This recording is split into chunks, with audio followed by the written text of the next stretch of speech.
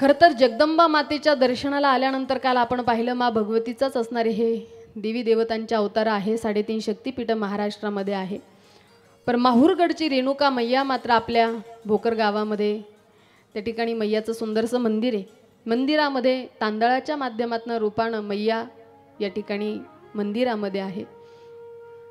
आणि अगदी गावाच्या मेन चौकामध्ये देवीचं मंदिर आहे. कोणाला जर सांगायचं झालं तर गावाच्या अगदी आम्ही हा चौक फेमस आहे, मैयाच्या मंदिराजवळ या. एवढं सुंदर मंदिर, असे गावं आपल्याला फारशी पाहायला भेटत नाही. काहीतरी विदीर्ण अवस्था गावची असते, पण आपण खरंच भाग्यवान आहे की अगदी मैयाचं पहिलं स्थान आहे आणि मग गावाला सुरुवात आहे. अतिशय सुंदर रमणीय आपल्या देवीचं मंदिर आहे.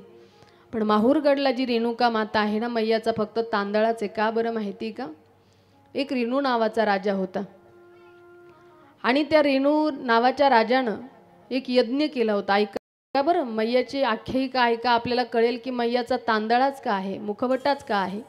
बाकीच्या देवी देवता शरीरधारी आहे, म्हणजे आपलं संपूर्ण शरीर आपल्याला पाहायला मिळतं, पण मात्र रेणुका मातेचा फक्त मुखवट्याचं आपल्याला दर्शन आहे, तांदळाचं फक्त दर्शन आहे. बरं का बरं आहे? लक्ष दिलं तर तुम्हाला हा भाव माझा कळेला. रेणू नावाचे त्या ठिकाणी एक आहे राजा आहेत आणि त्यांना मात्र संतान नाही. त्यांनी एक यज्ञ केला आणि त्या यज्ञातून रेणुका मातेचं प्रागट्य झालं. रेणुका मैया लहानच्या मोठ्या झाल्या आणि ज्या वेळेला तारुण्य अवस्थेमध्ये आल्या त्यावेळेला भगवान शिवांचा जो अवतार आहे जमदग्नी ऋषी, जमदग्नी ऋषी बरोबर रेणुका मातेचा विवाह झाला. परंतु एक दिवस गंगेवरती मैया स्नानाला गेल्या आणि काही गंधर्व स्त्रियाबरोबर क्रीडा करताना रेणुका मातेनं पाहिल्या. पण पतिराज प्रत्यक्ष भगवान शिवाचा अवतार असल्यामुळे अंतर्मनानं कळालं की अरे त्या ठिकाणी गंधर्व स्त्रियांबरोबर क्रीडा करतायत आणि मूर्खासारखी ही बघत बसली. राग आला. ही जर पतिव्रता नारी आहे तर दुसऱ्याची कामलीला हिनं का पाहावी? राग आला आणि आल्याबरोबर द्वेषानं रागानं तिच्याकडे पाहू लागले. घाबरली रेणुका माता. 4ही मुलांना बोलवलं, 5 त्यांना मुलं झाली. 4 मुलांना बोलवलं, अरे लवकर इकडे या आणि तुमच्या आईला आत्ताच्या आत्ता मारून टाका. पोरं म्हणले नाही नाही, ह्या आमच्याच्यानं काम होणार नाही, आम्ही मैयाला मारू शकणार नाही, तिनं आम्हाला जन्म दिला. पुत्रांनी आईला न मारल्यामुळे जमदग्नी ऋषीने त्या चौघांनाही भस्म केलं. 4घे जण त्या ठिकाणी भस्म झाले. पण एक असणारा परशुरामाला बोलवलं, परशुराम इकडे. परशुरामानं पाहिलं 4घे जण भस्म झाले आणि याच्यात आपलाही नंबर आता लागणार आहे. काय बाबा, काय आज्ञा आहे? तुला तुझ्या आईला मारावं लागेल, हिच्याकडून पापकर्म घडलेलं आहे. गंधर्व स्त्रियांची यानं कामलीला त्या ठिकाणी लीला पाहिलेली, ही पापी हिला मारावं लागेल. परशुबाळानं त्या ठिकाणी शस्त्र हातामध्ये घेतलं आणि पिता आज्ञा म्हणून मारण्यासाठी सामोरे गेला. पण आई त्या ठिकाणी विनवणी करू लागली, विनंती करत होती. आई म्हणत होती, बाळा की परशुबाळा तू मारू नको मजला, परशुबाळा तू मारू नको मजला, गोड दुधाचा मी पाना तुला पाजला, गोड दुधाचा मी पाना तुला पाजला, गोड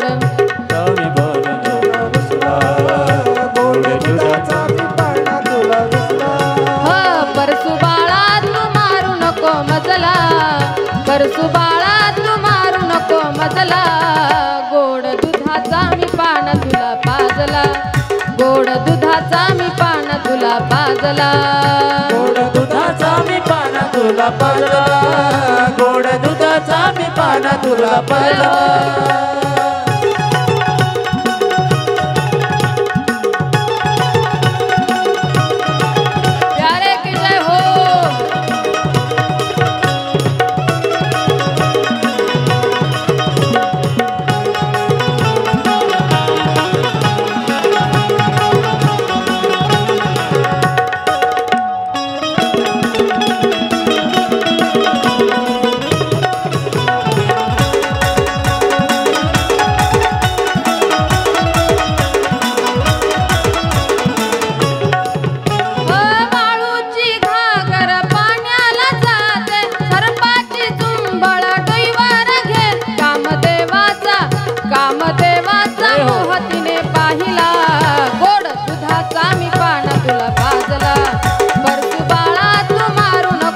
पाजला गोड दुधाचा मी पाना तुला पाजला परशु बाळा तू मारू नको मजला गोड दुधाचा मी पाना तुला पाजला परशु बाळा तू मारू नको मजला गोड दुधाचा मी पाना तुला पाजला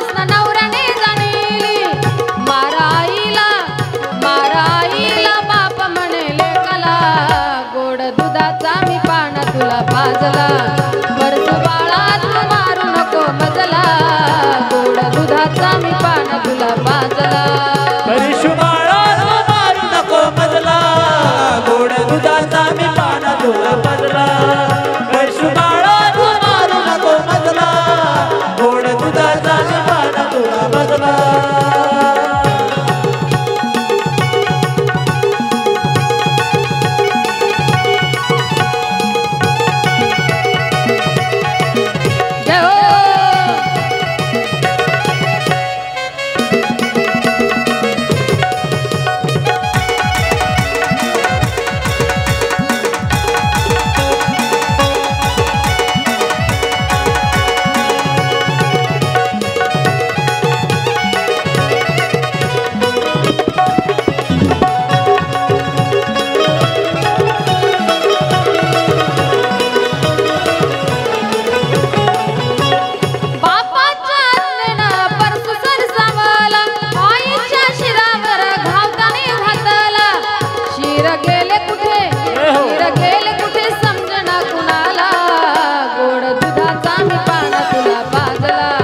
परशु बाळा तू मारू नको मजला गोड दुधाचा मी पाना तुला पाजला परशु बाळा तू मारू नको मजला गोड दुधाचा मी पाना तुला पाजला परशु बाळा तू मारू नको मजला गोड दुधाचा मी पाना तुला पाजला गोड दुधाचा मी पाना तुला पाजला गोड दुधाचा मी पाना तुला पाजला अतिशय सुंदर भाव या गीतामध्ये प्रगट केला मला भाव तुम्हाला सांगायचा आहे सत्वसार गेला मोकळ्या हाताने आली डोळ्यातली पाप वासना नवऱ्याने जाणिली माराईला बाप म्हणे कला गोड दुधाचा मी पान्हा तुला पाजला बापाच्या आज्ञेनं परशु सरसावला आईच्या शिरावर घाव त्याने घातला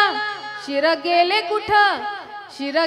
कुठे समजना कुणाला गोड दुधाचा मी पान्हा तुला पाजला परशु बाळा तू मारू नको मजला गोड दुधाचा मी पान्हा तुला पाजला आई म्हणली मारू नकोस राजा मला परंतु वडिलांचं त्या ठिकाणी शब्द आहे तुम्हाला पूर्ण करावा लागेल त्यानं फरशानं त्या ठिकाणी एका अस्त्रानं आपल्या आईचं शिर छाटलं परंतु मनामध्ये दुःख आहे वडिलांची जरी ही आज्ञा होती माझ्यासाठी पण त्या माऊलीनं मला जन्म दिला तळ हाताच्या फोडाप्रमाणे सांभाळलं लहानची मोठं केलं हे चुकीचं कृत्य मी केलेलं आहे पण वडील प्रसन्न झाले बाळा मी तुझ्यावरती प्रसन्न आहे माग तुला काय हवंय त्यानं सांगितलं बाबा मला काही नको पण जे माझे 4 भावंड तुम्ही मारून टाकले ज्या आईला मला मारण्यासाठी आज्ञा दिली माझी आई आणि माझे भावंड मला जिवंत करून हवे बापानं ते जिवंत केले कारण शंकरांचा शिवजींचा अवतार जमदग्नी ऋषी त्या ठिकाणी जिवंत झाले दिवसामागं दिवस निघून गेले आणि एक वेळेला सहस्रार्जुन नावाचा एक राजा आला. इंद्रानं रेणुका मातेला लग्नामध्ये खूप काही दान दिलं होतं. पारसमणी दिला, चिंतामणी दिला, हत्ती, घोडे, रथ सगळं काही दान केलेले. कामधेनू गायी दिली, कल्पवृक्ष दिले आणि एवढं काही स्वर्गाचं वैभव त्या ठिकाणी तिला दिलेलं आहे. ती आनंदी होती. परंतु तो सहस्रार्जुन जो होता तो कामधेनू गायी नेण्यासाठी आला. हिनं सांगितलं, नाही नाही, माझ्या इंद्रजींनी मला दिलेली ही गौमाता आहे, आम्ही देणार नाही. जमदग्नी ऋषींनी विरोध केला. मला त्या ठिकाणी गौमाता देण्यासाठी विरोध केला म्हणून त्या ठिकाणी जमदग्नी ऋषीला त्या सहस्रार्जुनानं मारून टाकलं आणि हिलाही त्या ठिकाणी मारहाण केली. सहस्रार्जुन मेला. त्या ठिकाणी सहस्रार्जुन गायी घेऊन गेला. जमदग्नी ऋषी आता मेलेले. परशुरामाजींना अत्यंत दुःख झालं आणि वडिलांचं शीर घेऊन द्वारका, काशी सगळ्या ठिकाणी तीर्थयात्रा करू लागले. परशुरामजी मन एकाग्र होईना, दुःख मनामध्ये झालेलं आहे. त्यावेळेला माहूरगडला गेले. ऐका बरं. आणि माहूरगडला गेल्यानंतर दत्तात्रयांची भेट झाली आणि दत्तात्रयांना सांगितलं की मला कुरी जागा हवी माझ्या वडिलांचा अंत्यविधी करण्यासाठी. मला त्या ठिकाणी त्यांना स्थान देण्यासाठी मला कुरी जागा हवी. त्यावेळेला दत्तात्रयांनी त्यांना स्थान सांगितलं. त्या ठिकाणी आई म्हटली, बाळा, वडील आता निघून गेले, मी तुझ्या वडिलांच्या व्यतिरिक्त जीवन जगू शकत नाही, मला जावं लागेल त्यांच्याबरोबर. आई, तू जाऊ नकोस, मला त्या ठिकाणी कोण प्रेम देईल, जवळ कोण करील, आई मला तुझी अत्यंत गरज आहे. पण आईनं सांगितलं, नाही बाळा, वडील तुझे गेले म्हटल्यानंतर जमदग्नी ऋषी गेले, मी पतिव्रता नारी, मला जावं लागेल. त्यावेळेला आई रेणुका त्या ठिकाणी पतीच्या समवेत गेल्या. आता मात्र आई नाही, वडील नाही, अत्यंत दुःखी मनानं परशुरामजी तिथं बसलेले आणि सारख्या आठवणीमध्ये चिंतन करू लागले. माझी आई होती, माझ्याकडून अपराध घडला होता, वडिलांच्या सांगण्यावरनं मी आईचं शिर उडवलं होतं. पण आईचं हृदय, मला आईनं कुठल्याच प्रकारच्या वेदना, कुठल्याच प्रकारचे अपशब्द माझ्याबद्दल वापरले नाही. माझी प्रेममूर्ती माझ्या जीवनातून गेली, माझ्या आयुष्यातून गेली आणि दुःखी झाले. परशुरामजी बसलेले. तेवढ्यात आकाशवाणी झाली, बाळा, मी इथेच आहे. त्या ठिकाणी मी सदैव तुमचं सर्वांचं रक्षण करील, सर्वांमध्ये माझा निवास आहे. तू नाराज होऊ नकोस, पण तुला माझं दर्शन करण्याची इच्छा असेल तर आता सध्या मी तुझ्या पाठीमागे प्रगट होणार आहे, पण तू मात्र मागे वळून पाहू नकोस. असं म्हटल्यानंतर खरं तर माझी ही जी बोलते खरंच आहे का? आणि म्हणून रेणुका मातावरती येत होती तोपर्यंत परशुरामजींनी पाठीमागं पाहिलं आणि फक्त तांदळाच तोपर्यंत वरती आलेला होता, काय कुठला हाच भाग वरती आलेला होता. आणि तेवढ्यात महाराज पाठीमागून येणारं जे शरीर आहे ते पुन्हा आलं नाही. म्हणजे तेव्हापासनं फक्त रेणुका मातेचं जे स्थान आहे माहूरगडला, फक्त आपल्याला तांदळाच्या रूपामध्ये मैयाचं दर्शन आहे. अशी मा भगवती, अनेक भगवतीनं त्या ठिकाणी अवतार धारण केलेले. मी तुम्हाला काल सांगितलं ना, 52 शक्तिपीठ. त्या ठिकाणी भगवान शिवजी आपल्या सतीचं शरीर घेऊन फिरत असताना ज्या ज्या ठिकाणी तुकडे पडले ना शरीराचे, त्या त्या ठिकाणी हे शक्तिपीठ निर्माण झाले. एक माहूरगडची रेणुका माता, आपल्या गावामध्ये मैयाचं पवित्र स्थान आहे. कथा आपण श्रवण करतो आहे. कथा श्रवण करत असताना काल मी तुम्हाला दिव्य दिव्य भगवतीचे, दिव्य दिव्य भगवंताचे चरित्र, भगवंताची कथा या ठिकाणी वर्णन करून आपल्याला सांगितली. काल आपण पाहिलं होतं कामदेवानं त्या ठिकाणी बाणाचा वर्षाव ब्रह्मजीवरती केला. तिथे सप्तऋषी होते. त्यावेळेला सप्तऋषींच्या अंगाचा घाम त्या ठिकाणी धारा लागलेल्या आहे. त्या घामाच्या धारेपासून पितरांची निर्मिती झालेली. आज तुम्ही पहा, आपल्या घरातलं जर कोणी गेलेलं असेल, लक्ष द्या बरं, आपल्याकडून जर यथायोग्य त्यांचे विधी कुठले झाले नाही, काकस्पर्श जर पिंडाला झाला नाही, किंवा आपण त्यांच्या निमित्तानं कुठले दानधर्म केले नाही, त्यांच्या निमित्तानं इथं जर कुठले क्रियाकर्म जर केले नाही, तर आपले जे पूर्वज आहे, गेलेले जे पितर आहे, ते आपल्याला शाप देत असतात. बरं, यासाठी आपले पितर आपल्यावरती नेहमी तृप्त असावे असं जर, आणि लोक याला मान्यता देत नाही. लोक म्हणतात तुम्ही काय कीर्तनकार लोकांनी हे धंदे काढले, कीर्तन करा, प्रवचन करा, गेले ते गेले. हो, ते गेले काय पुन्हा येणार थोडी? अहो, ते गेले. पण तुम्हाला एक सांगू का, संत सांगतात तुमचा आमच्या वाणीवर जर विश्वास नसेल, तुका म्हणे नाही विश्वास ज्या म्हणे, पण पहावे पुराणी विचारुणी. हे ग्रंथ पुराण आमच्या काय वाडवडिलांनी नाही निर्माण केले. पुराण प्रसिद्ध बोलिले वाल्मिक, नामे तिन्ही लोक उद्धरती. हे खरं तर साधू संतांनी त्या ठिकाणी ग्रंथाची निर्मिती केलेली. वेदशास्त्र पुराण त्या ठिकाणी व्यासांनी लिहिलेले आहे, त्याच्यामध्ये वर्णन आहे. आपण जर आपले वाडवडील घरातले मंडळी जर कुणी गेले, त्यांच्या पाठीमागं जर ही क्रियाकर्म केलं नाही तर ते आपल्यावरती नाराज होतात. नाराज होऊन करतात काय तर आहा कटा त्याचे हे करीती पितर हो आहा कटा त्याचे त्याचे करीती पितर पितर आहा कटा त्याचे करीती पितर जय हो आहा कटा त्याचे करीती पितर वंशी दुराचार हो वंशी दुराचार पुत्र झाला आहा कटा त्याचे करीती पितर हो आहा कटा त्याचे करीती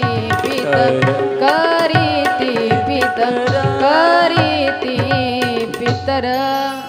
आपल्याला त्या ठिकाणी महाराज शाप देतात. मग ऐका बरं, काही काहींना विश्वास नसतो ना, इथं केल्यावर त्यांना कुठं भेटतं का. पण लक्ष द्या, त्यांच्यासाठी 3 दिवस हक्काचे असतात. अक्षय तृतीया, वर्षश्राद्ध, वडिलांची पुण्यतिथी, स्वर्गीचे पितर जेवते. आपल्याला मान्य आहे, आपण आता पितृ पंधरवाड्यामध्ये आपल्या वाडवडिलांना भोजन देतो आनंदानं. त्या ठिकाणी महाराज त्या दिवशी आपण सगळ्यांना आमंत्रण देतो. त्या दिवशी अन्नदान घडावं, त्यांच्या आत्म्यास चिरशांती लाभावी. हा त्यांच्या हक्काचे दिवस आहे, आपण ते केले पाहिजे बरं. आणि म्हणून समजा कुणाचा मुलगा जर बाहेर शिकायला असला, मी तुम्हाला एक जनरली उदाहरण विचारते.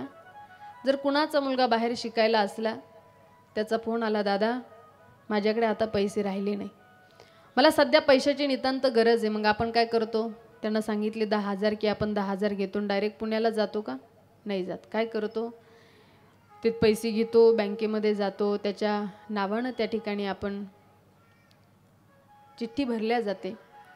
पावती ज्या वेळेला आपण त्याच्या नावानं करतो, त्यावेळेला आपल्यासमोर जरी आपल्याला पैसे दिसत असले, साहेबांकडे दिल्यानंतर त्याच्या खात्यावरती ते पैसे ट्रान्सफर करतो. तुम्ही म्हणाल का, ओ साहेब अहो मी तुम्हाला पैसे दिलेले ते तुमच्याच जवळ आहे, अजून माझ्या लेकराला द्या ना नेऊन. तसं होणार नाही. आपल्याला माहिती, इथं आणून दिले त्याच्या नावावरती, त्याच्या खात्यावरती आता ते जमा झालेली. तसं आपण इथं केल्यानंतर निश्चितच आपले जे गेलेले पूर्वज आहे त्यांना निश्चित आपण केलेलं पुण्य त्यांना प्राप्त होतं. मग 10वा असू द्या, वर्षश्राद्ध असू द्या, मासिक श्राद्ध असू द्या, हे अत्यंत श्रद्धायुक्त अंतकरणानं आपण केलं पाहिजे. काही लोक महत्त्व देत नाही, पण शिवमहापुराण कथा असं सांगते की ज्या घराला पितृदोष आहे त्या घरामध्ये सारखी चिडचिड होत राहते, लोकांचं एकमेकांमध्ये आपापसात जमत नाही, घरात अन्न गोड लागत नाही, काहींना घरामध्ये झोपा येत नाही. आणि मग ज्या घरामध्ये हा पितृदोष आहे त्या लोकांनी काय करायचं, आपलं जे घर आहे घराच्या 4ही कोपऱ्यामध्ये बाजूमध्ये 4 ग्लास, काचेचे ग्लास घ्यायचे आणि त्याच्यामध्ये मीठ भरून ठेवायचं. त्या मिठाचं जर पाणी झालं तर समजायचं आपल्या घराला, 24 तासात जर पाणी झालं तर समजायचं आपल्या घराला पितृदोष आहे. आणि तोपर्यंत ठेवत राहायचं की जोपर्यंत त्याचं पाणी होत नाही. भगवान शिवजी आपल्या घरामध्ये पितृदोष ठेवत नाही. एवढं सुलभ उपाय शिव महापुराण कथामध्ये आहे. आणि म्हणून ज्या घराला पितरांचा शाप प्राप्त झाला त्या घरामध्ये सुख शांती नांदत नाही, पैसा टिकत नाही, घरातल्या लोकांचा मेळ राहत नाही, घरामध्ये अन्न गोड लागत नाही. मग अशी लोक वैतागली ब्राह्मण बुवाकडे जातात, बुवा आमच्या घरामध्ये सगळं काही पण सुख शांती नांदत नाही, पैसा टिकत नाही, घरातल्या लोकांचा मेळ नाही, अन्न गोड लागत नाही, आमचे घरची लोक प्रसन्न चित्तानं राहत नाही किंवा झोप घरामध्ये येत नाही, संतान होत नाही, झालं तरी टिकत नाही. आपल्याला ब्राह्मण बुवा सांगत असतात, अहो तुमच्या घराला काय आहे, झोपल्या तर नाही ना, बोला ना काय आहे, पितृदोष. आणि हा घालवण्यासाठी तुम्हाला काय करावं लागल, नारायण नागबली करावं लागेल. मग इतक्या दूर जाऊन नारायण नागबली करण्यापेक्षा इथं आपलं कर्तृत्व केलं तर वावगं ठरणार नाही. आणि म्हणून जे सप्त ऋषी आहेत त्यांच्यातून त्या ठिकाणी महाराज पितरांची निर्मिती झाली. काल आपण दिव्य कामलीला कामबाणाचा वर्षाव आपण श्री ब्रह्मजीवरती पाहिला. अनेक चरित्र कथा श्रवण करत असताना काल आपण भगवान शिवाचा विवाह संपन्न केला. अगदी भूत नटून थटून सजून धजून आलेले होते आणि भगवान शिवांचं विवाह म्हटल्यावरती सगळे देवतागण म्हणले देवा विवाह करायचा आहे म्हणल्यावर नटावं लागल सजावं लागल धजावं लागल. भगवान शिव म्हणले मला नटायची सजायची धजायची गरज नाही, जसा आहे तसाच जाणार. बाकीचे म्हणले देवा तिथं गेल्यावर बुंदी नाही बरं का मग आपल्याला. भगवान म्हणले हरकत नाही, बुंदी खाण्यासाठीच लग्नाला गेलं पाहिजे असं काही नाही. म्हणले मग देवा बाकीच्यांनीच आपलं सगळं काही वाहन सजवले पण भगवान शिवांना म्हणले तुमचं वाहन म्हणले आपण नंदीवरती बसून जाणार. बरं पण देवा तुमचे कलवरे, देवाने म्हणले वेगळी बोलवायची आणि त्यांना नटाय थटायची आणि सजाय धजायची गरज नाही. सगळ्या स्मशानवासी भूत प्रेतांना आमंत्रित केलं, अरे चला आज भोलेनाथांचा आज तुमच्या देवाचा विवाह आहे. आणि म्हणून हे भूत अगदी त्यांच्या परिधान म्हणजे वेशामध्ये आलेले, गळ्यामध्ये कुणाच्या हात आहे, कुणाचे पाय वाकडे आहे, कुणाचं तोंडच पाठीमागून आहे, अगदी अकराळ विक्राळ रूप त्यांनी परिधान केले आणि आनंदानं नाचतच निघाले की आज भोलानाथ की शादी है, आज भोलानाथ की शादी है, आज भोलेनाथ की शादी है, आज भोलेनाथ की शादी है, आज भोलानाथ की शादी है, आज भोलानाथ की शादी है, आज भोलेनाथ की शादी है, आज भोलेनाथ की शादी है. लगता है जैसे सारे ब्रह्मांड की शादी है, आज भोलानाथ की शादी है, आज भोलानाथ की शादी है, आज भोलेनाथ की शादी है, आज भोलेनाथ की शादी है. टाळी वाजवा प्रेमानं सर्वांनी हरी बोल, हर हर महादेव.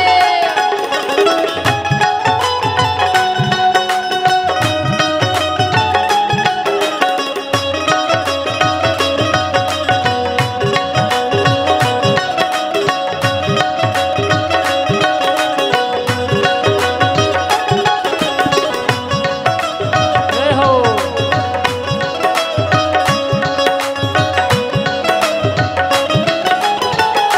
बनी है खूब जोड़ी शिव पार्वती की जोड़ी, बनी है खूब जोड़ी शिव पार्वती की जोड़ी, खुशी से नाचे है मन मिला सजनी को साजन, खुशी से नाचे है मन मिला सजनी को साजन, लगता है जैसे सारे ब्रह्मांड की शादी है, आज भोलेनाथ की शादी है, आज भोलेनाथ की शादी है, जय हो. आज भोलेनाथ की शादी है, आज भोलेनाथ की शादी है.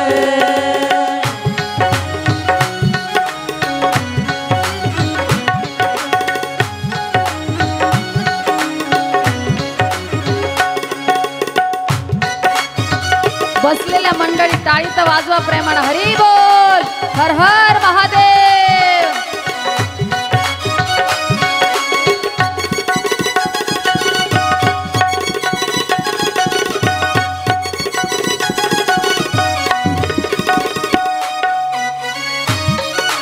जय हो.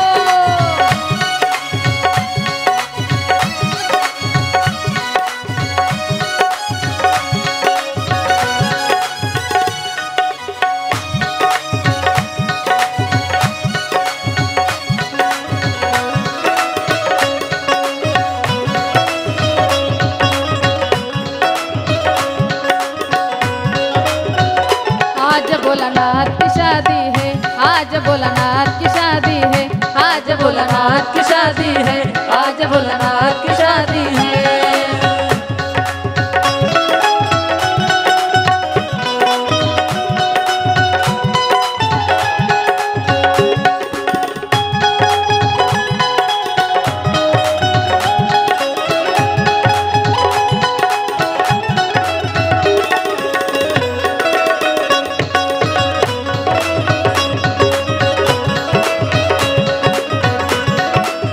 बघा मला असं वाटतं की हा जो प्रसंग आहे याला जर आपल्याला कधीतरी आनंद घ्यायचा असेल तर पुन्हा कितीतरी वर्ष आपल्याला प्रतीक्षा करावी लागेल. पण आता सध्या आहेच भगवान शिवांचा विवाह सोहळा काल आपण संपन्न केला. 2 मिनिटाचा आपण अगदी गोड भजन घेणार आहे. सगळ्यांनी जागेवरती उठून उभं राहा आणि जमेल तसं आनंदाने सगळ्यांनी फक्त पावल्या खेळल्यासारखं का असे ना पण नृत्य करा. एक भजन घेऊन डायरेक्टली शेवटला घेऊ, पण सगळ्यांनी आनंदानं प्रेमानं जणू काही मी भगवान शिवांच्या विवाह सोहळ्याला उपस्थित होते आणि त्या सोहळ्यामध्ये नृत्य करण्याचं सौभाग्य मला प्राप्त झालं. या भावनेनं प्रत्येकानं अगदी प्रेमानं एक ठुमका लावायचा, नुसतं उभं राहायचं नाही.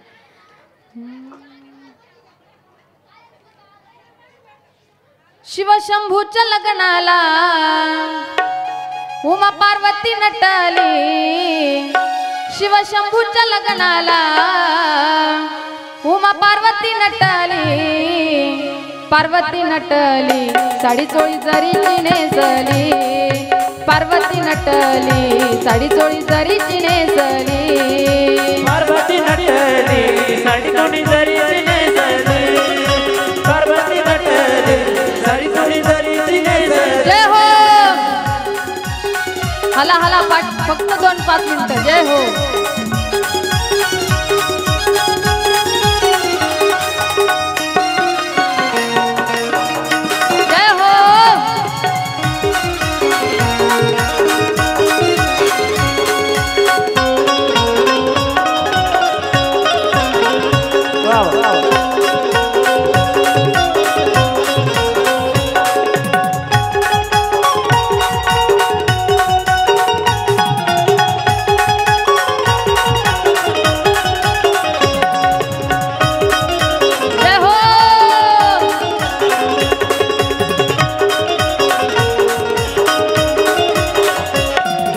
सूर्याच्या तेजा परी काय चमचमती हो जरी, काय चमचमती हो जरी, काय चमचमती हो जरी, व्याघ्रांबर पणीवर धारी शोभे भस्म भाळावरी, शोभे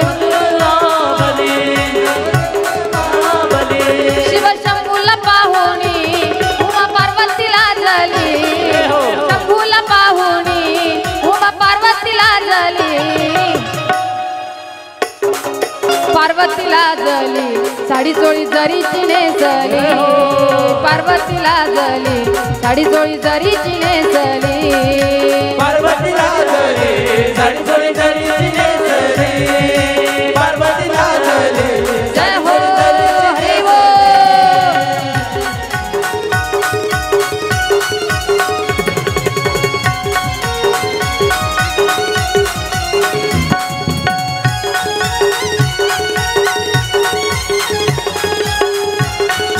हर हर महादेव.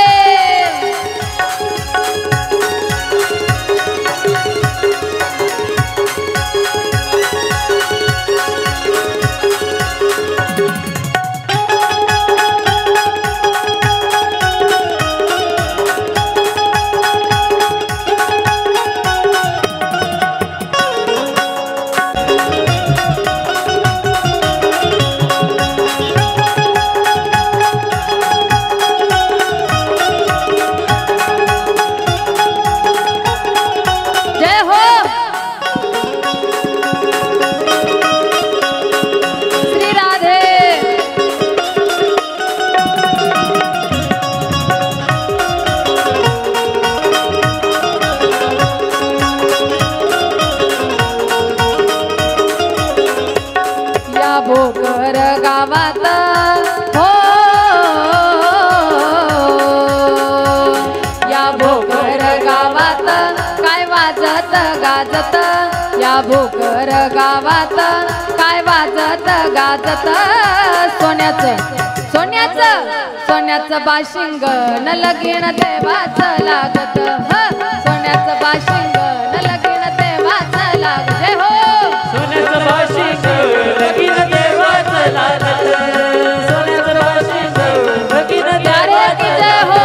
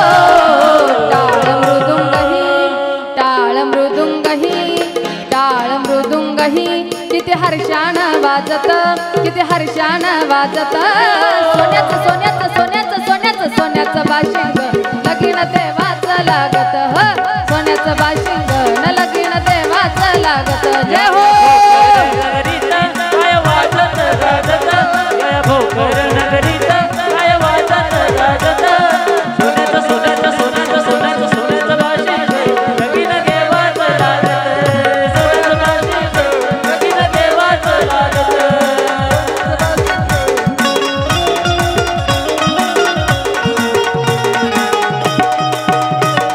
जय हो हर हर महादेव. जय हो आला आला एक मिनिट फक्त. जय हो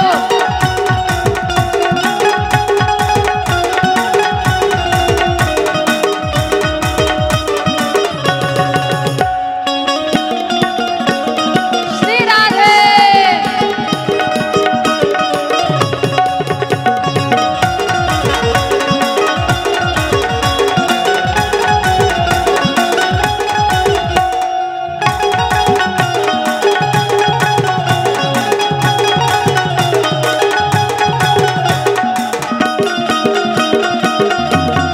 जय हो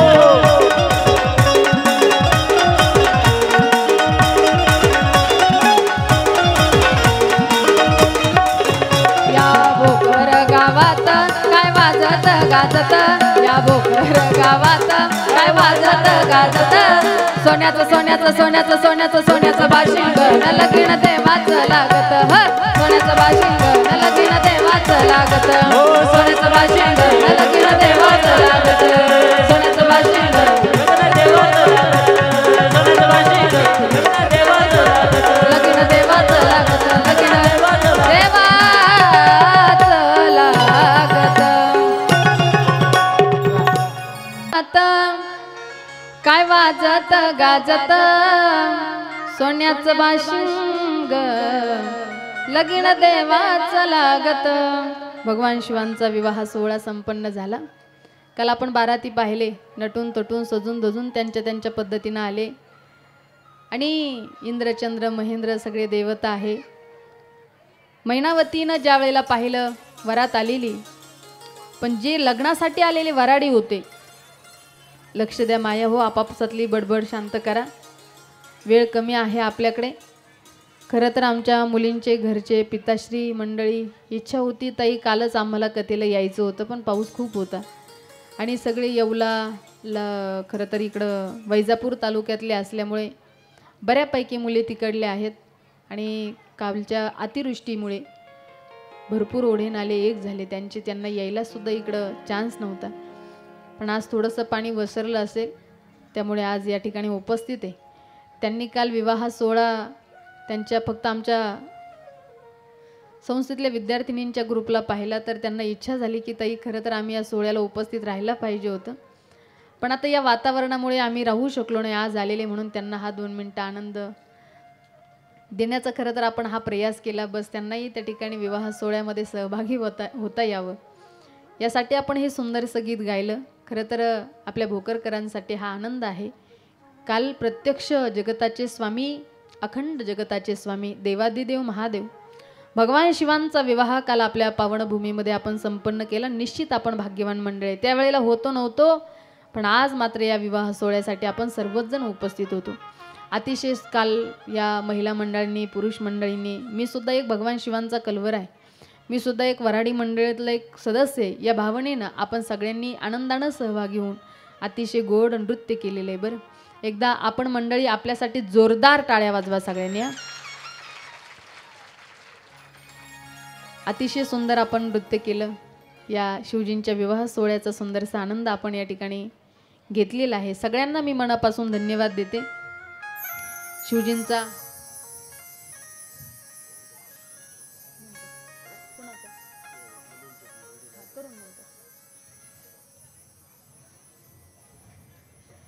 आजच्या दिवशी ही कथा वेळेस सुरू झाली, पण उद्या बरोबर 1 वाजता कथा सुरुवात होईल. मला थोडंसं लासलगाव परिसरामध्ये 7 ते 9 काल्याचं कीर्तन आहे आणि खूप दिवसापूर्वी घेऊन ठेवलं, त्यामुळं जवळपास 8-9 महिन्यापासून सेवा घेऊन ठेवलेली होती.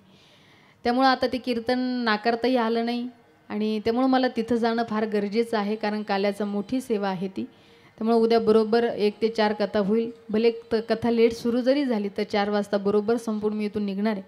त्यामुळं उद्याच्या दिवस माय माऊल्या हो लवकर या. आपल्याला सुंदर 2-3 दिवसच आपल्याकडं बाकी आहे. मी सांगितलं कामकाज शेतातले चालू असले तर सकाळच्या वेळेला उरकून या, कारण हा आनंद आपल्यासाठी पुन्हा पुन्हा अजिबात नाही. तुम्हाला वाटलं 5 वर्ष प्रतीक्षा करावी लागली की नाही आपल्याला या कथेसाठी, तसं पुन्हा न जाणो कधी मैया आपल्याकडून ही सेवा करून घेईल आपल्याला सांगता येणार नाही. आता आहे तर संधीचं सोनं करा. माहिती पाऊस खूप झालेला आहे, शेतामध्ये सगळीकडं पाणी पाणी आहे, पण ज्यांना शक्य होईल ते कामाला जात आहेत, त्यांची दिनचर्या त्या ठिकाणी कामाची करतायत. पण मला असं वाटतं ही 2-3 दिवस आपल्या हातामध्ये आहे, तर नक्कीच या संधीचं सोनं करा. आपण सोज्वळ अंतकरणानं या धर्ममंडपात उपस्थित आहे. काल शिवजींचा विवाह सोहळा संपन्न झाला. आलेले जे मंडळी होते लग्नासाठी त्यांनी हे भूतं पाहिले.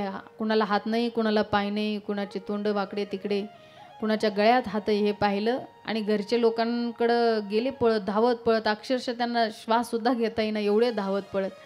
घरचे म्हणले अरे झालं का लग्न? लग्न नाही, आधी दार उघडा म्हणले. जर वाचलो तर सांगू लग्न होणार आहे का नाही, कारण तिथं जे आलेले बाराती म्हणले भयंकर विचित्र आहे. त्यामुळे त्यांच्या तावडीतून आम्ही वाचून आलो, हेच आमचं भाग्य. पहिले दार उघडा. मग घरच्याने विचारलं अरे कसे बाबा बाबा अवघड आहे म्हटले. आणि मग सगळे त्या ठिकाणी मला विवाह सोहळ्यासाठी उपस्थित आहे. इंद्र चंद्र यांना ओवाळत असताना, विष्णूंना ओवाळत असताना वाटायचं की हेच माझे जावई, पण नारदांनी मध्यस्थी केली, हे नाही अजून येणारे पाठी. अरे एवढे सुंदर जर विष्णूजी असतील, कलवरे असतील, तर माझे होणारे जावई किती सुंदर. भगवान शिवांना पाहिलं, हातातला कलश खाली पडला, हातातलं ताट खाली पडलं. भगवंताला सांगायचंय की खरं तर माझ्या डोक्यामध्ये गंगाजी विराजमान आहे, त्यामुळं मला पाण्यानं स्नान त्या ठिकाणी पाण्यानं पूजा करायची माझी गरज नाही. आणि ओवाळण्यासाठी आरती हातामध्ये आहे, प्रत्यक्ष चंद्रमी मी धारण केलेली, त्यामुळं मला कुणाच्या प्रकाशाची गरज नाही. हातातलं ताट खाली पडलं, नारदांनी मध्यस्थी केली आणि नंतर भगवंताला सगळ्या देवतांनी सांगितलं देवा सुंदर रूप धारण करावं. अंगाला व्याघ्रंभर पांघरलेलं, भस्म लावलेला, गळ्यामध्ये नाग, कुठलीही त्या ठिकाणी मुलगी द्यायला तयार होईल. हो आईबाप सुंदर रूप परिधान करा देवा, तुमचा विवाह आम्हाला पाहायचा आहे, विवाह सोहळ्याचा आनंद घ्यायचा आहे. भगवंतानं सुंदर रूप परिधान केलं आणि मा पार्वतीचा विवाह सोहळा भगवान शिवाबरोबर संपन्न झाला. पण आज त्या ठिकाणी विवाह झाल्यानंतर प्रत्येक मुलीच्या जीवनातला हा प्रसंग असतो की मुलीला माहेर सोडून सासरी जावं लागतं. आणि मला असं वाटतं मा पार्वतीसाठीच नाही तर ही प्रत्येक लेकीवाळीसाठी हे खरं तर दुःख असतं. बरं, लग्न जमवत असताना एवढा त्रास होत नाही, जमल्यानंतरही जिला कधी एवढं मनातून दुःख वाटत नाही, पण खरं दुःख तिला त्या क्षणाला असतं की ज्या वेळेला तिला माहेराचा उंबरा ओलांडून सासरी जायचं असतं. आणि हार स्त्रीच्या वाट्याला हे खरं तर दुःख आहे. बरं, कारण ज्या घरी जायचं आहे त्या घरच्यांचे स्वभाव मला माहिती नाही, त्या घरामध्ये जायचं आहे त्यांच्या घरची चालीरीती मला माहिती नाही. आई वडिलांनी दिल्या घरी मला सुखी राहायचं आहे, भविष्यामध्ये माझा होणारा पतिदेव कसा असेल हेही मला सांगता येणार नाही, पण आई वडिलांनी बघून दिलंय त्या ठिकाणी जाणं राहणं हे माझं कर्तव्य आहे. आणि म्हणून पूर्वीच्या काळी असं व्हायचं ना की घरचे लोकच त्या ठिकाणी स्थळ पाहायचे, मुलं विश्वास ठेवायचे, लग्न व्हायचं. आता मुलीला मुलं होतात तरी सुद्धा मायबापाला पत्ता लागत नाही.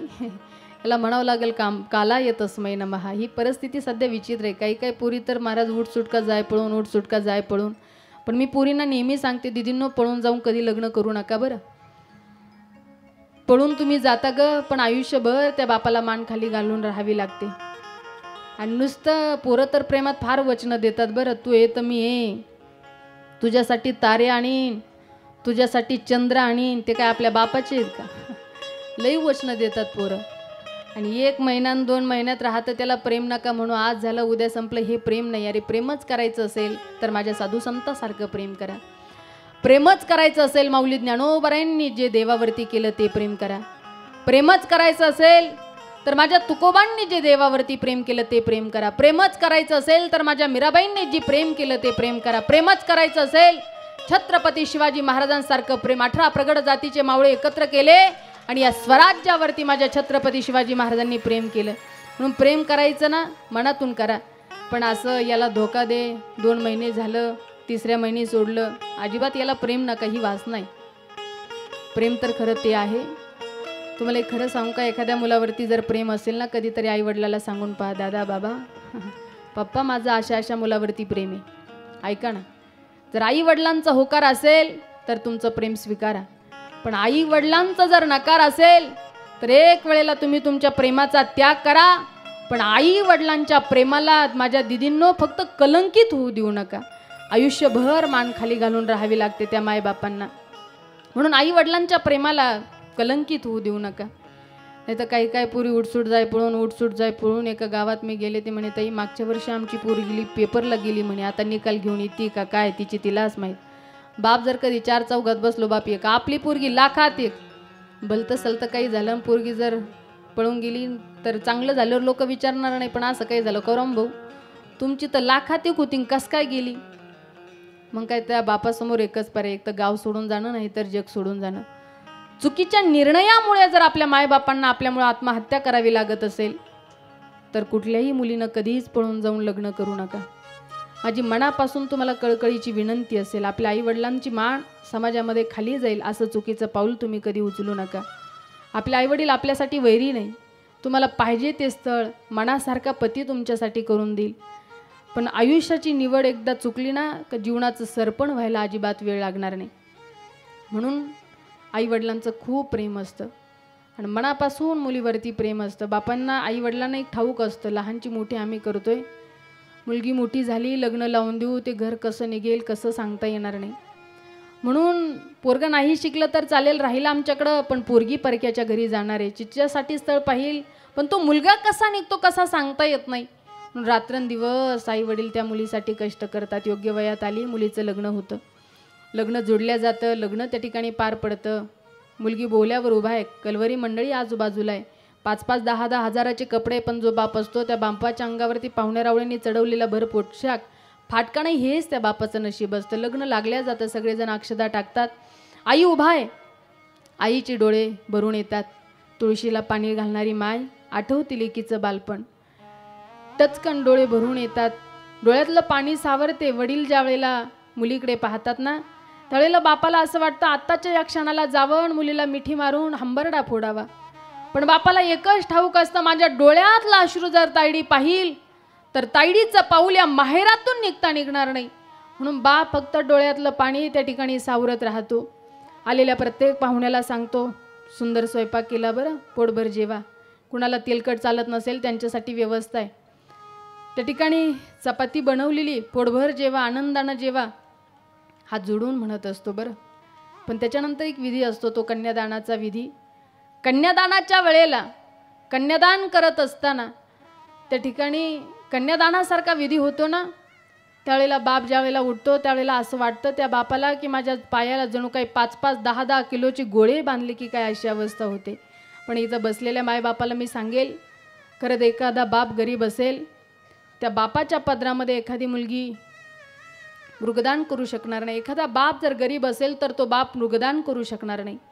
एखादा बाप गरीब असेल तर धनदान करू शकणार नाही. एखादा बाप गरीब असेल तर त्या ठिकाणी कंचनदान करू शकणार नाही.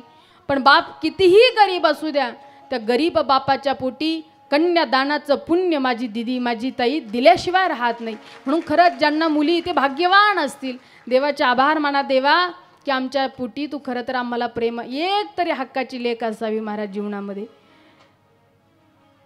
बाप लेकीला लहानची मोठं करतो, पुरीचं लग्न होतं. जात असताना मुलीला त्या ठिकाणी बालपण आठवतं, आपल्या आईवडिलांनी आपल्यावरती केलेलं प्रेम आठवतं. माहेराचा उंबरा ओलांडताना त्या ठिकाणी समस्त ज्येष्ठ आपतेष्ट सगळे ईश्वरे सगळेच जण रडत असतात. पण त्या क्षणाला सुद्धा बाप मात्र डोळ्यातलं पाणी त्या ठिकाणी सावरत राहतो. बापाला एकच ठाऊक असतं, माझ्या डोळ्यातला अश्रू ताईला दिसता कामा नये, पाऊल निघणार नाही माझ्या दिदीचा या माहेरातून. बाप स्वतःच्या डोळ्यातलं पाणी सावरतो, मुलगी गाडीत बसते आणि बसल्यानंतर ओक्साबोक्षी रडणारी मुलगी स्वतःच्या मनाचं सांत्वन करून गाडीमध्ये बसते ना, गाडी निघाली की सारखं माहेराकडे बघत राहते. जोपर्यंत माहेर दिसते ना तोपर्यंत माहेराकडे तिची नजर आहे. बाप इकडून पाहतो, जोपर्यंत माझ्या दिदीची गाडी दिसते ना एकटक त्या गाडीकडे पाहतो. कन्या सासुऱ्याशी जाये मागे परतोनी पाहे, मागे सारखी मुलगी बघत राहते. पण गाडी ज्या वेळेला काही अंतरावरती जाते, मुलीची गाडी दिसेनाशी होते ना, त्यावेळेला कठोर अंतकरण असणारा बाप पण मुलीच्या जाण्यानंतर अक्षरशः ढोरासारखा रडतो बरं. एखाद्या पाहुण्याला मिठी मारली की असं सोडायची इच्छा होत नाही.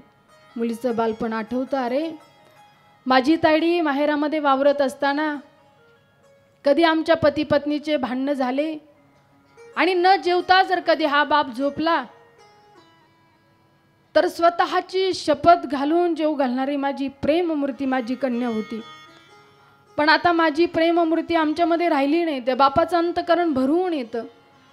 मुलीच्या आठवणीनं बाप ढसाढसा रडत असतो बरं. परंतु मुलगी माहेरामध्ये राहते ना त्यावेळेला फार हक्क गाजवते. हे माझ्या पप्पाचं आहे, माझ्या पप्पाची गाडी, हे माझं घर आहे, हे सगळं काही माझं आहे. पण कुठपर्यंत? जोपर्यंत सासरच्या त्या ठिकाणी माहिती मिळत नाही आणि ज्या दिवशी लग्न निश्चित होतं ना, हे माझं माझं माझं म्हणणारं, पण हे सगळं काही तिला सोडून जावं लागतं ना, अशा घरी जावं लागतं. त्या घरच्यांचे स्वभाव माहिती नाही, त्या घरचे रीतिरिवाज माहिती नाही. पण त्या लेकीला या घरापासून एवढं वेगळं व्हायचं, एवढं वेगळं व्हायचंय. उद्या जर त्या घरामध्ये गेल्यानंतर त्या लेकीचं जर काही बरं वाईट झालं तर सुतक माहेरच्या लोकांना नाही तर सासरच्या लोकांना पकडावं लागतं. एवढं त्या मुलीला खरं तर त्या परिवारापासून वेगळं व्हायचं असतं.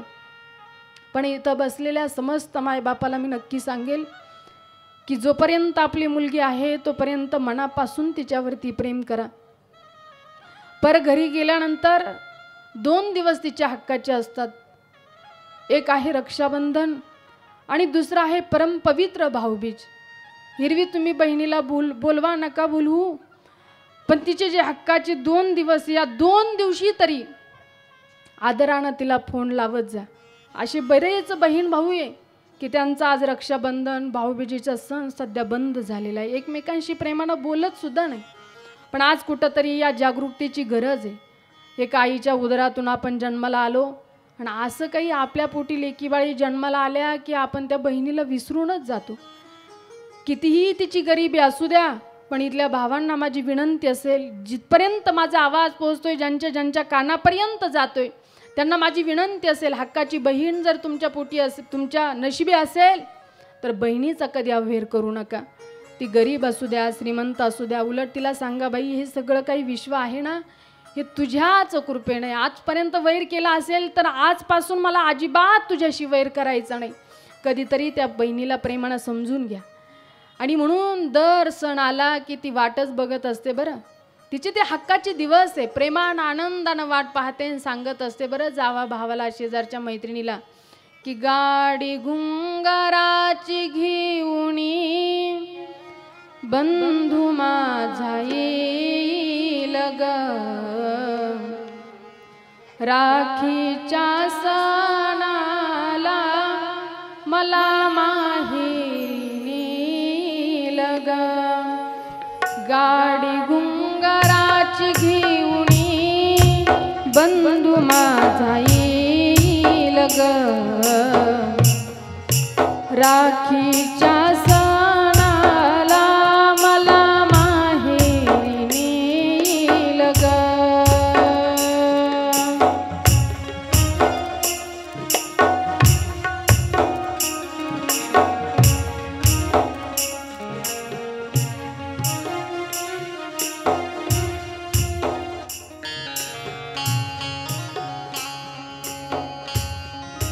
माहेरच्या माईना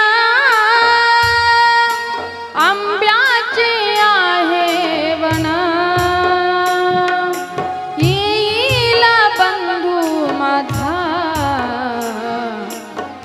विश्रांती घेईन ग. नाते हे प्रेमाचे बंधू माझा जपेल ग,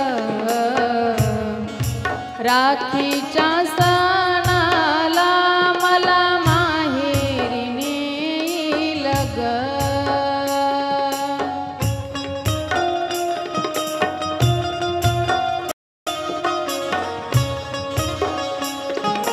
जय हो.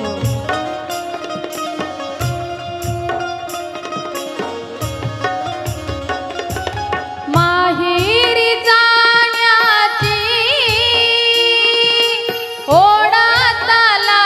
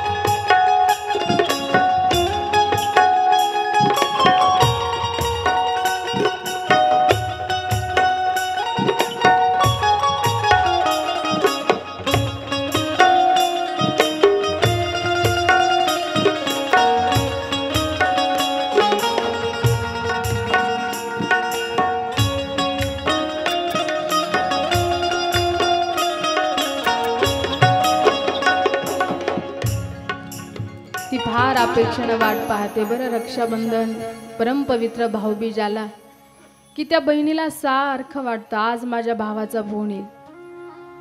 पण कधीतरी नात्यामध्ये दुरावा निर्माण झालेला असला की तो भाऊ त्या दिवसाला सुद्धा त्या बहिणीला फोन करत नाही. कुठंतरी आज हे परिवर्तन झालं पाहिजे बरं. रक्ताचे नातं असतात, आपण सहज थोड्याशा कारणामुळे तोडून मोकळे होतो, पण रक्ताचे नाते तोडू नका. नंतर कावळ्याला खाऊ घालून काहीच उपयोग नसतो. जिवंतपणे ही नाते सांभाळा. भाऊ बहिणीला विसरतो कधी कधी, पण इथं बसलेल्या तायांना सुद्धा माझी विनंती असेल, अगदी थोड्यासाठी नवऱ्याच्या आग्रहासाठी आपल्या भावाला प्रॉपर्टीत कधी हिस्सा मागू नका. आपल्या नशिबानं जे आहे ना ते खूप आहे आपल्याकडे, आणि आहे आपल्या हातामध्ये ताकद आहे. काय कमवायचं ते कमवा, पण थोड्यासाठी तुमच्या प्रेमामध्ये आणि भावाच्या प्रेमामध्ये अंतर येऊ देऊ नका. माझी कथा झाली पाथर्डीमध्ये, शिवमहापुराणच कथा होती, आणि मी असं भावाचं बहिणीचं सहज वर्णन सांगितलं की बहिणीचा अवेअर करू नका. हे जे काही आहे ना आपल्या प्रपंचामध्ये, हे खरं तर आपल्या भाच्याचा, आपल्या बहिणीचा आपल्याला आशीर्वाद आहे, साधू संतांचा आशीर्वाद आहे. आपण जे चांगलं कर्म करतो, हे चांगल्या कर्माच्यामुळे हे सगळं काही आपल्याला उभा दिसतं. एका जणानं कथा ऐकली आणि अक्षरशः ते 2 वर्षापासून बोलत नव्हते.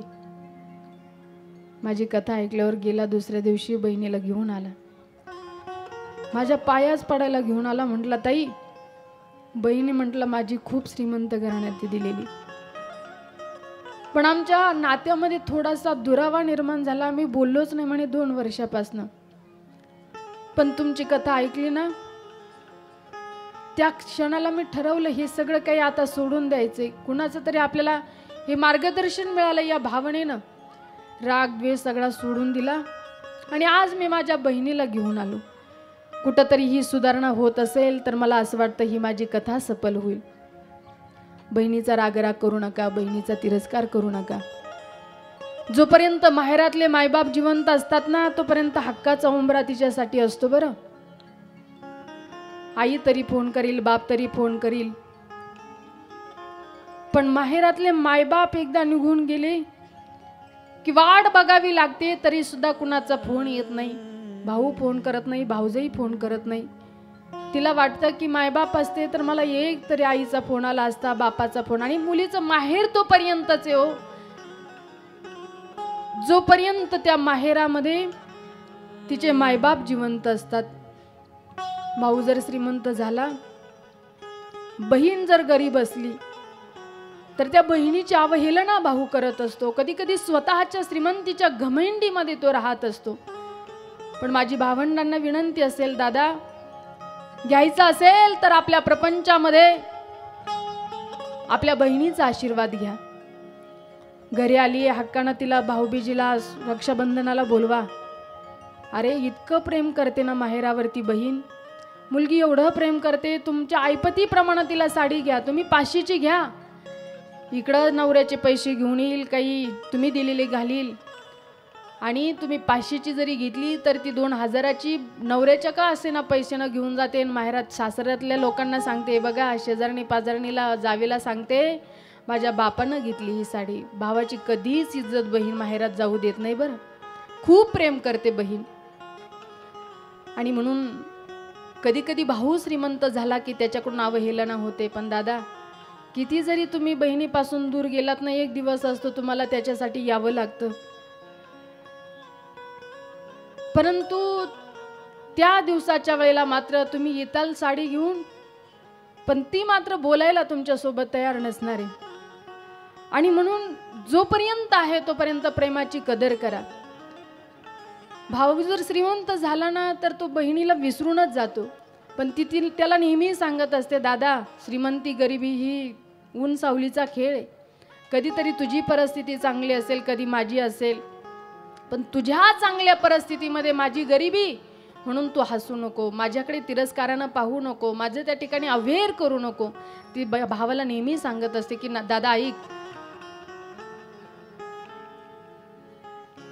नको घमेंड करू दादा श्रीमंती पायी, नको घमेंड करू दादा श्रीमंती पायी ही दुबळी बहीण काही मागणार नाही दुबळी बहीण काही मागणार नाही दुबळी बहीण काही मागणार नाही नको घमेंड करू दादा श्रीमंती पायी नको घमेंड करू दादा श्रीमंती पायी दुबळी बहीण काही मागणार नाही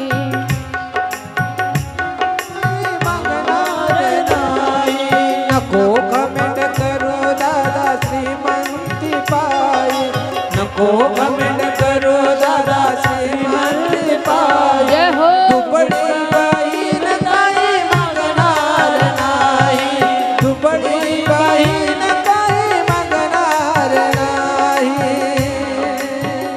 ती बहीण भावाला विनंती करते दादा ऐकणारे प्रत्येक सण आला की मला असं वाटतं रे की तू यावं कधीतरी मला भेटायला यावं कधीतरी माझ्या परिस्थितीची विचारपूस तू करावी ऐक ना दादा वाटत हमेशा तू माझ्या घरी यावं वाटत हमेशा तू माझ्या घरी यावा खाऊनी मीठ भाकर भेटून याचा आहुनी मीठ भाकर भेटून यावा भेटाया मन माझ होत लाही लाही भेटाया मन माझ होत लाही लाही दुबळी बहीण काही मागणार नाही दुबळी बहीण काही मागणार नाही दुबळी बहीण काही मागणार नाही दुबळी बहीण काही मागणार नाही जय हो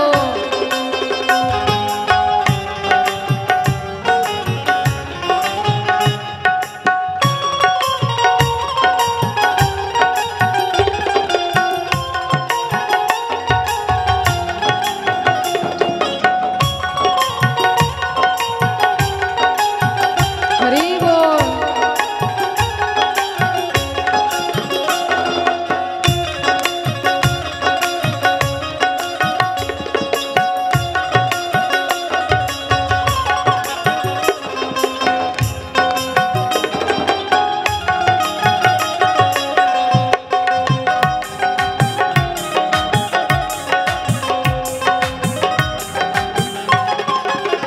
बहीण म्हणत असते दादा प्रत्येक सण आला की अगदी आनंदानं आतुरतेनं वाट पाहते येईल बरं का माझा भाऊ सगळ्यांना सांगते आज रक्षाबंधन आहे भाऊबीज आहे येणार आहे माझा भाऊ मला न्यायला पण दादा ज्या वेळेला तू येत नाही ना रे वैर धरून बसलेला असतो त्यावेळेला माझी सगळी काही निराशा होऊन जाते पाहते रे वाट तुझी प्रत्येक सणाला पाहते रे वाट तुझी प्रत्येक सणाला विचारते खुशाली मी येणाऱ्या जाणाऱ्याला विचारते खुशाली मी येणाऱ्या जाणाऱ्याला विचारते खुशाली मी येणाऱ्या जाणाऱ्याला विचारते खुशाली मी येणाऱ्या जाणाऱ्याला निराशा सर्व होते तुकारे येत नाही निराशा सर्व होते तुकारे येत नाही दुबळी बहीण काही मागणार नाही दुबळी बहीण काही मागणार नाही दुबळी बहीण काही मागणार नाही दुबळी बहीण काही मागणार नाही जय हो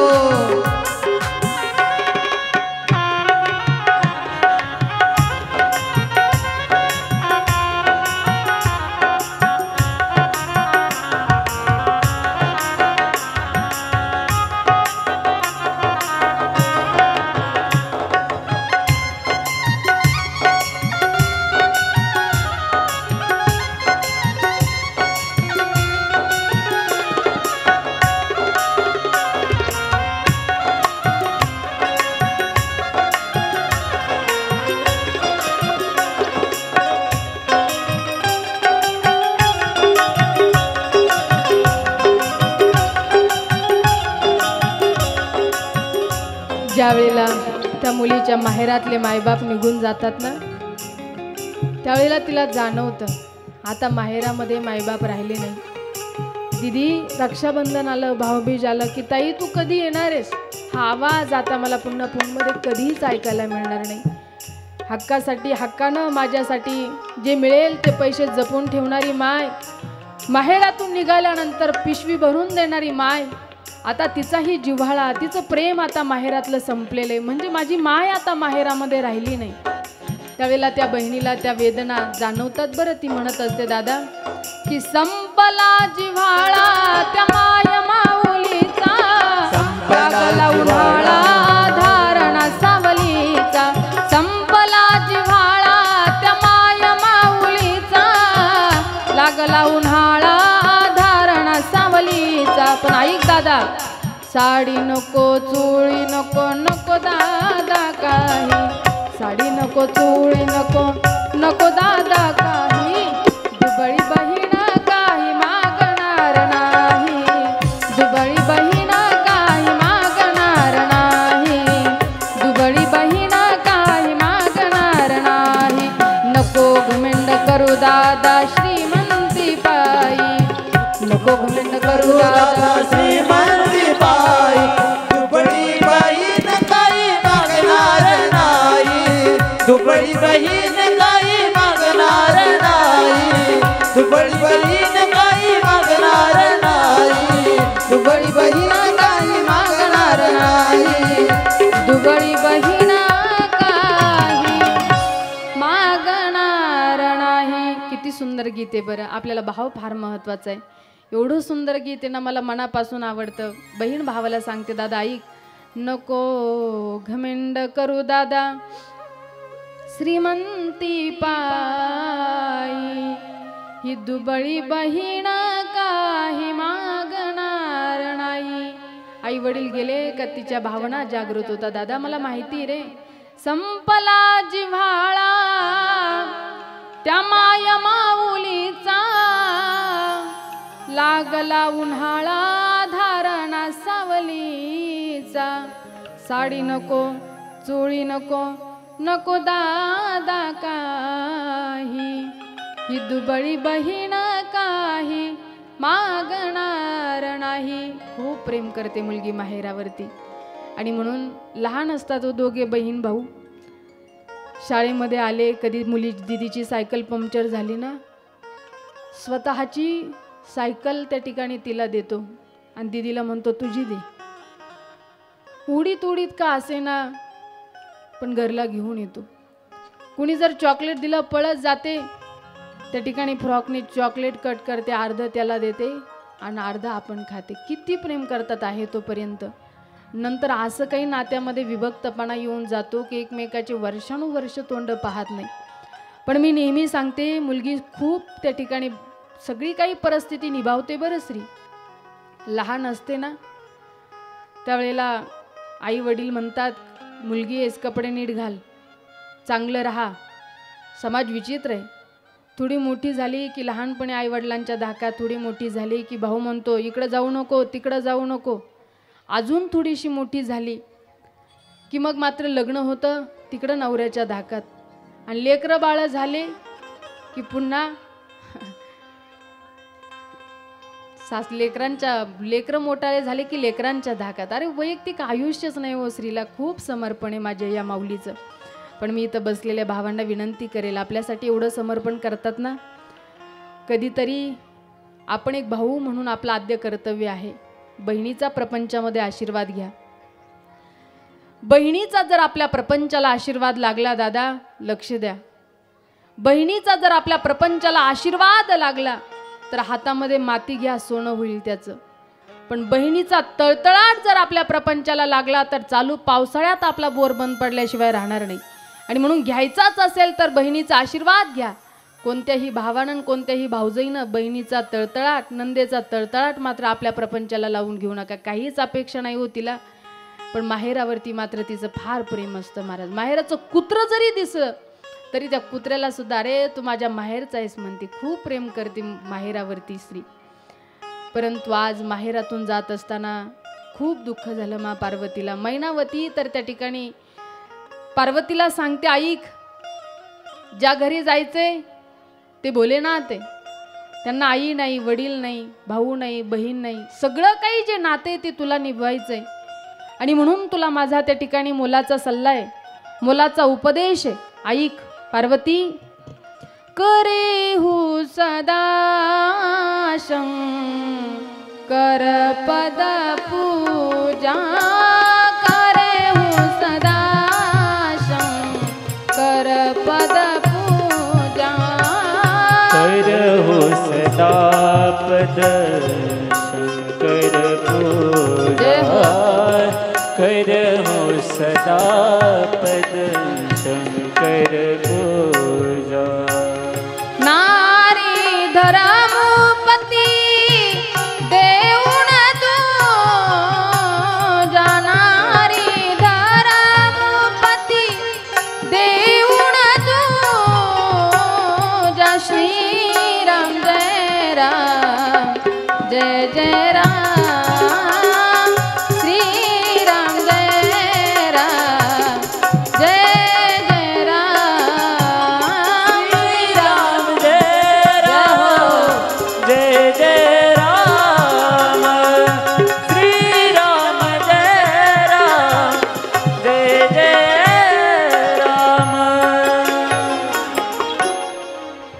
किती सुंदर मार्गदर्शन केलं. ऐक सती, तुला या ठिकाणी मी सांगते आहे, तू पतिव्रता नारी आहे. करे हो सदा शंकर पद पूजा, नारी धर्मपती देऊन तुझा. श्रीराम जय राम, जय जय राम. तुझा पती तुझ्यासाठी परमेश्वर आहे.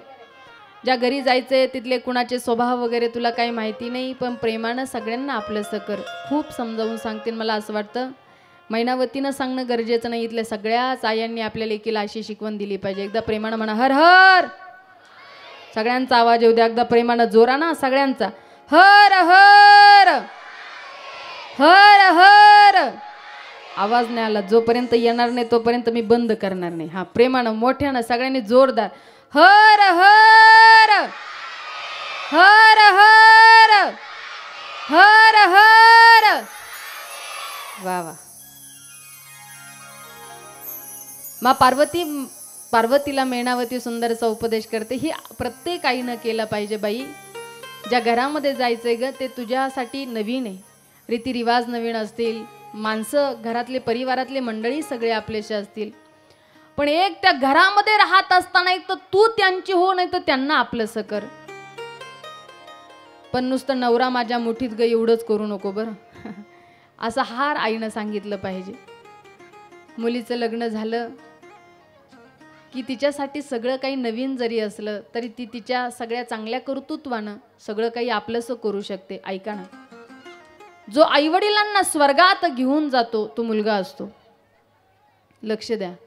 जो आईवडिलांना घेऊन मुलगा स्वर्गात घेऊन जातो, स्वर्ग घरी आणते ती मुलगी असते. आईवडिलांना स्वर्गात घेऊन जातो तो मुलगा असतो, स्वर्ग घरी आणते ती मुलगी असते. पण घरालाच स्वर्ग करते ती मात्र सून असते. आणि म्हणून हे बघा, वाजवायच्या ना टाळ्या तर प्रेमानं वाजवा बरं. अशा टोल नाक्यासारख्या नका वाजवा, वाजवा जोरदार. दात तर दिली पाहिजे पण अंतकरणापासून आपण टाळी वाजवली. राहू दे बाळा.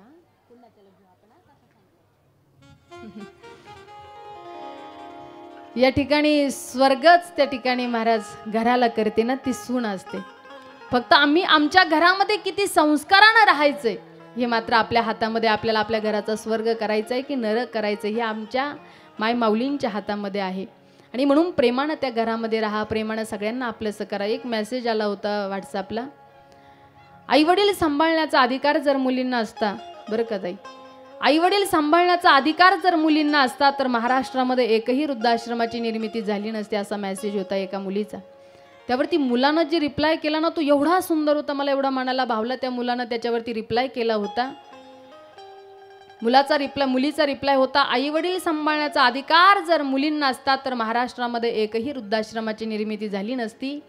पण त्या मुलानं एवढा सुंदर रिप्लाय केलेला होता की प्रत्येक मुलीनं जर सासू सासऱ्यांनाच मायबाप मानलं असतं तर एकही वृद्धाश्रमाची निर्मिती झाली नसती. आज खरं तर या विचाराची आम्हाला नितांत गरज आहे. आणि म्हणून त्या घरी गेलं तर एक तर त्यांना आपलं सकार, नाही तर आपण त्यांची व्हा. प्रेमानं एकमेकाला समजून घ्या. ताई दिदी, वादविवाद केल्यानं कुणाचं निभवणं झालं नाही, नांदणं झालं नाही. छोट्या छोट्या गोष्टीची तक्रार करू नका.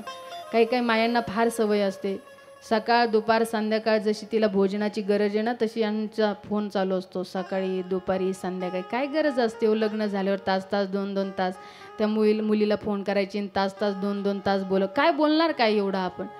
काही काय माईबापाला आईला सवय असते, बाई खाल्लं का, झोपेतून उठली का, एकटीच काम करते का, सासू नाही का काही करू लागत, आणि नसलंच राहणं होत ना तर इकडं निघून मग त्यांचा बेत पाहू आपण. अगं काय चाललं हे महाराज? खरं तर ही काय आपली संस्कृती अशी शिकवायची सांगायची?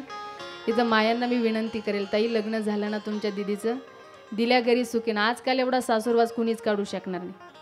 पहिल्या सासवा सांगतात ना, या म्हाताऱ्या बायका हंड्यात भाकरी घेऊन जाऊन चुली त्या ठिकाणी विहिरीवर खावा लागत होती. हा एक असे दिवस कोणती खाती सांगा बरं यातली?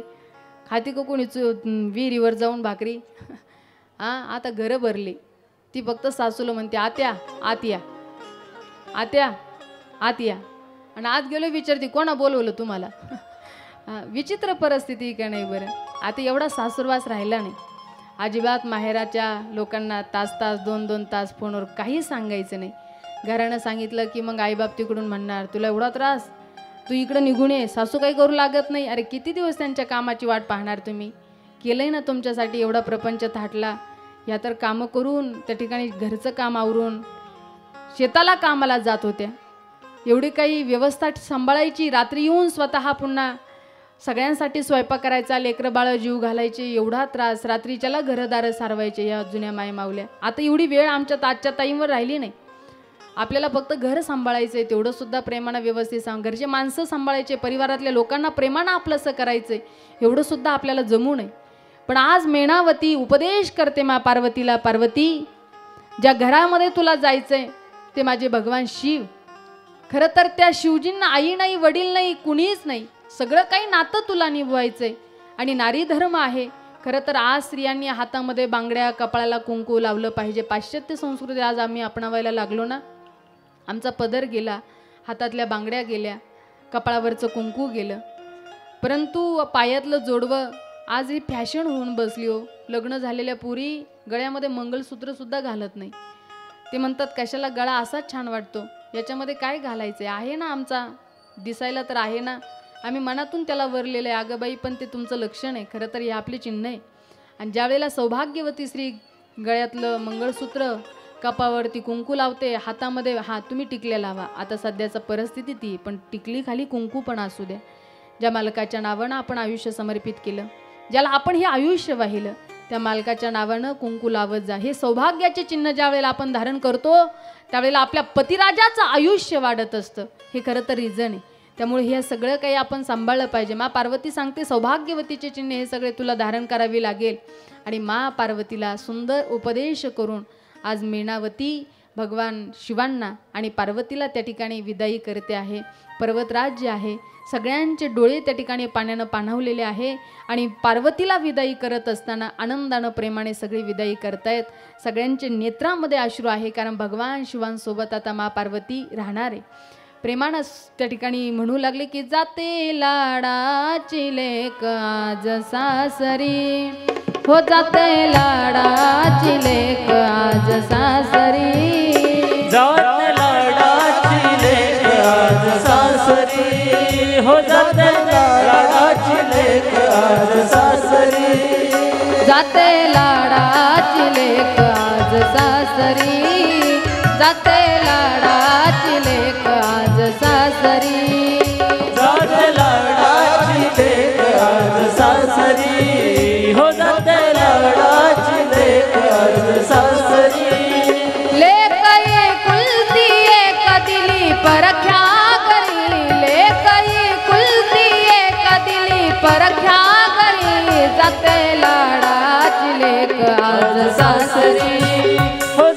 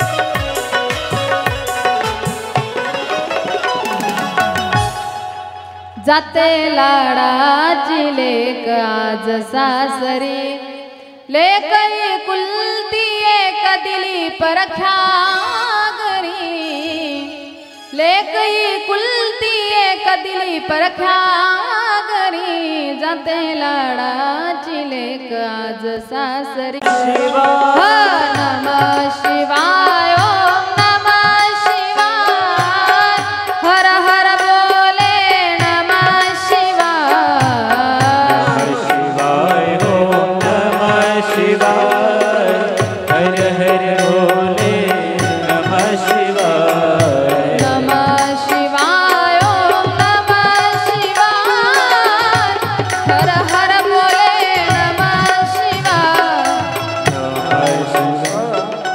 म्हणा म्हणा टाळी वाजवा म्हणा सगळ्यांनी